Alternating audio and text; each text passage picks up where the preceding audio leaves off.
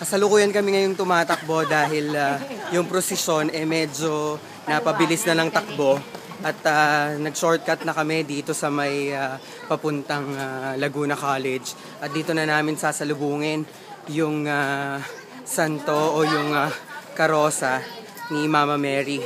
At medyo nawala na rin. Oops, may mga bata pa. Eto na. Ayan na yung prosesyon. Pero si Mama Mary naman yung susundan namin. So, parang pagkatapos ng maraming taon, ito na naman, humahabol na naman kami sa prosesyon. Medyo late na rin nakaalis dahil mahaba yata yung program. Kaya, yung mga iba namin kasama sa PYC, nawawala na. Ito na, yung karosa ni Mama Mary.